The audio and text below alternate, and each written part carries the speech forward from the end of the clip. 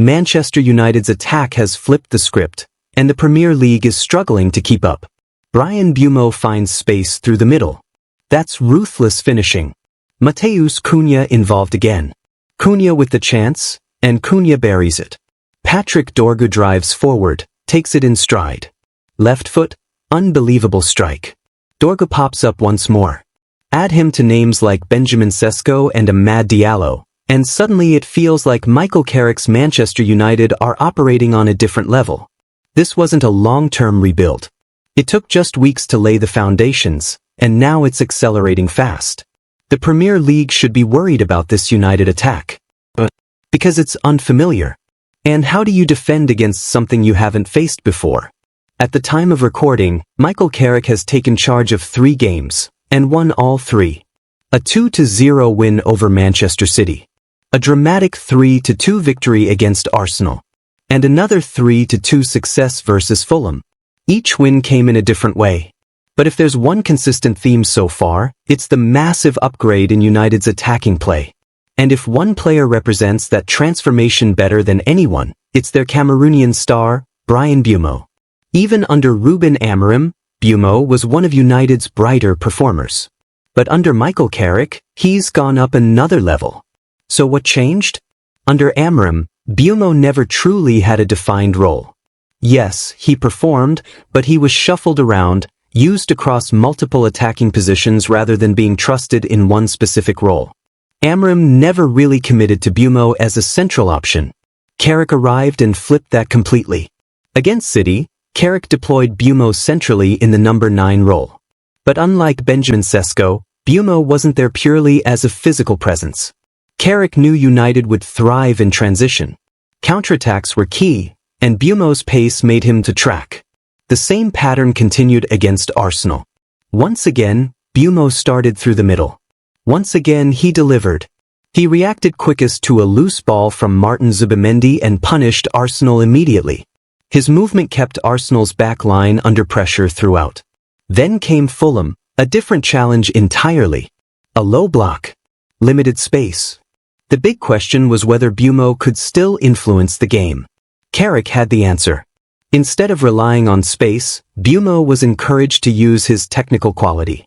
And despite the narrative around his pace and running power, he showed he can operate in tight areas too.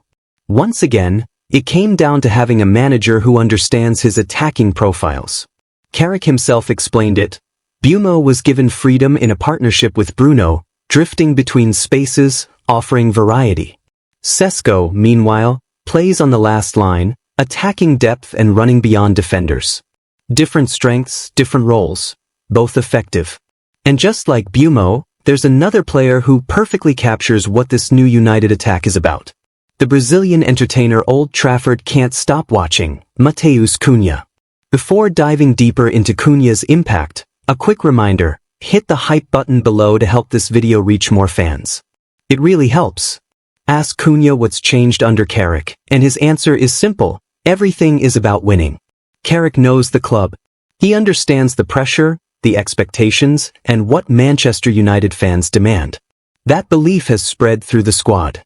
From an attacking perspective, Carrick has built a system that brings out the best in Cunha.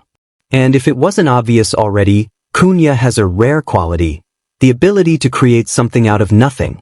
He's an elite ball carrier, someone who turns half chances into real danger. We saw it at Wolves, and now we're seeing it again at United. Against City, Cunha came on for Mbeumo, who had already scored, and somehow raised the level even further. Playing nominally through the middle, Cunha actually drifted wide, stretching City's defense.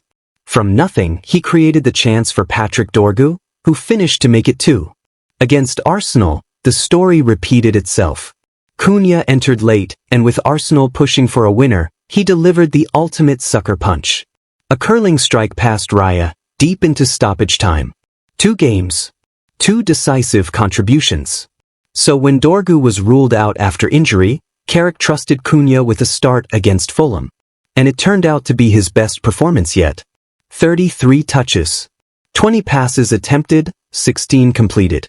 5 touches inside the box. 4 defensive actions. 2 fouls won. 2 passes into the final third. 2 shots. And a goal, for the second game running. More than the goal, Cunha proved the versatility Carrick wants across his front line. He can destroy teams in transition, as he did against City and Arsenal. And he can unlock low blocks, as he showed against Fulham. Even before Carrick arrived, Cunha wasn't playing badly. The numbers just didn't always reflect his influence. Think of it as the art of Cunha.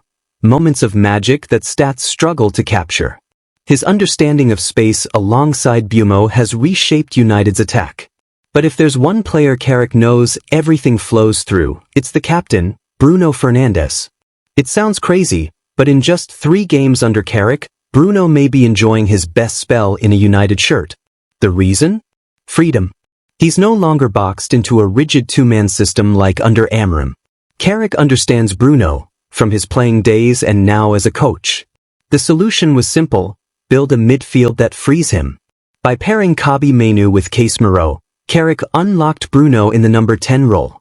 Even more interesting is the rotation between the number 9 and number 10, a concept Carrick used at Middlesbrough and brought straight to United. Now Bruno gets the ball with runners everywhere. The numbers are ridiculous. Assist for Bumo versus City. Assist versus Arsenal. 2 assists versus Fulham. That's 12 league assists this season, 5 more than anyone else. He leads the league in chances created, shot-creating actions, goal-creating actions, through balls, and assists. The plan is obvious: get Bruno on the ball, and let chaos follow. Bruno, Cunha, Bumo, deadly. And there's more. Patrick Dorgu's injury cut short a sensational start, but in just 2 games he showed what Carrick sees in him. A positional shift from wingback to right winger shocked many, but it worked. Goals against City and Arsenal proved it. Even Amad Diallo, without huge numbers, plays his part. His pressing, movement, and work rate open spaces in transition. And from the bench, players like Sesko are delivering 3 goals in his last 4 league games. Carrick clearly has options. Different profiles. Different solutions. 3 games is a small sample, but for anyone who's watched United struggle in recent seasons, it's enough to feel optimistic. This attack looks real. The question now is simple. Is this the beginning of something special, or just a temporary bounce? Let us know in the comments. And don't forget to hype the video and subscribe.